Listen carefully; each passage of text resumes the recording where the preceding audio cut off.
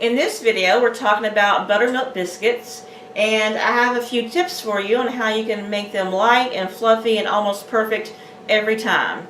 So I'll go over the ingredients with you. You're going to need 2 cups of all-purpose flour.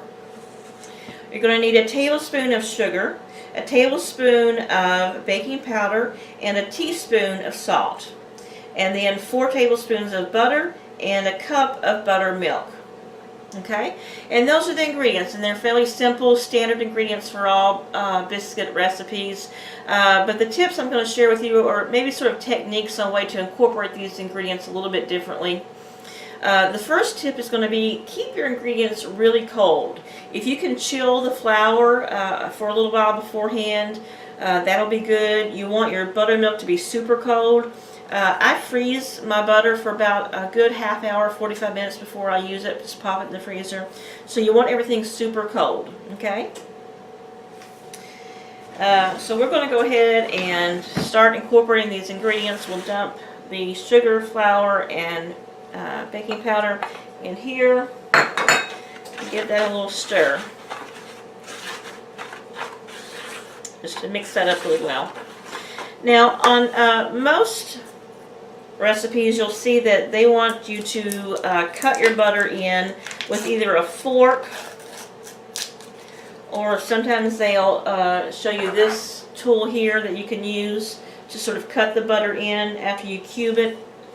And that, of course, does work very well. But the point of that is what you're trying to do is you're trying to get the butter in little bitty pieces. So what I do is I use a box grater. If you can see this, I use a box grater like you would use to shred cheese or whatever, and I shred the butter into the flour. So, and what I do is I just dunk the butter into the flour, just sort of get it so it doesn't stick to the box grater. But then we just grate it fairly fast into the flour. And again, all this does is it just makes the butter in these small little pieces. And when it bakes in the oven, what that does is the butter is really incorporated well into the flour, into the dough, and it just melts in a really consistent level. It just melts easier, which will help you to have really light and airy biscuits. Okay, so we're going to get all that off that we can. Just a little bit in here. Get that out. Okay. And then, I don't know if you can see that. Just give that a stir. And if you can see, all that does is it just really incorporates that butter into the flour really well. Super easy tip, but it works really, really well. Okay, now we're just going to add the buttermilk. And that was a cup of the buttermilk. And give it a stir.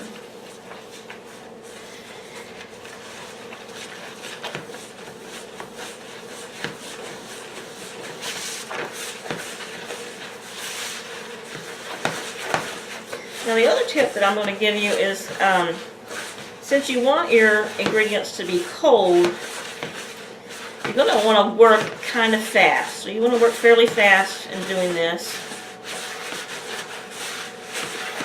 I have my ovens preheated to 425 degrees. Okay, I've got that incorporated really well. I guess I could show that. Got that incorporated pretty well. We're going to flour the surface here a little bit and turn this dough out.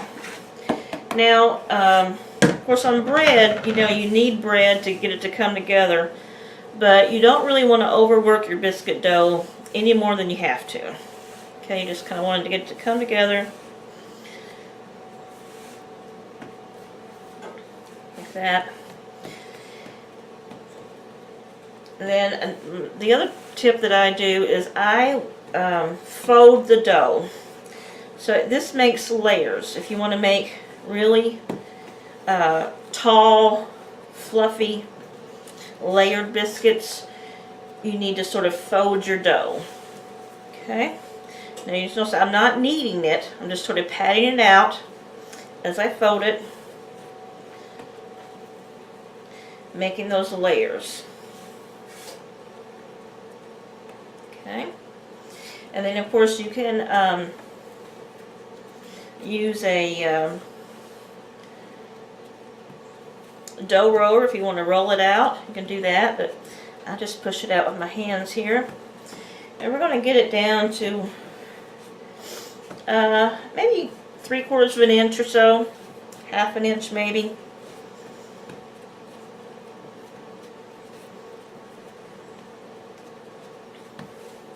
The dough is very cold. I can feel that butter in there. It's very cold. Okay.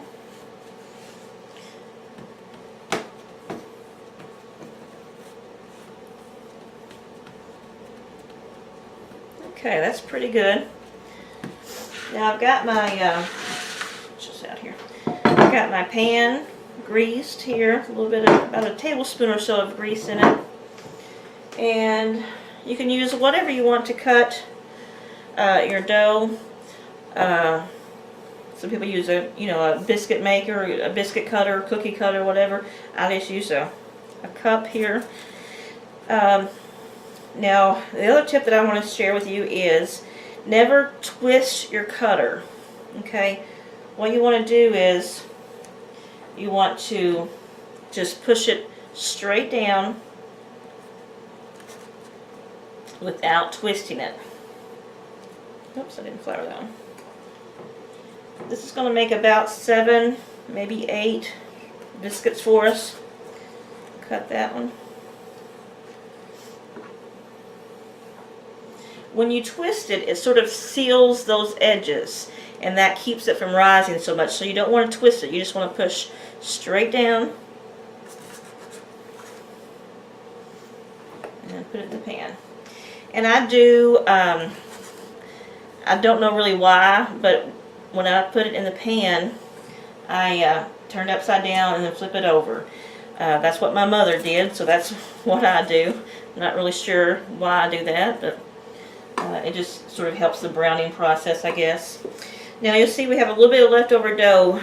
The thing with biscuits is you can't really use a lot of your dough left over because it makes the end product fairly tough.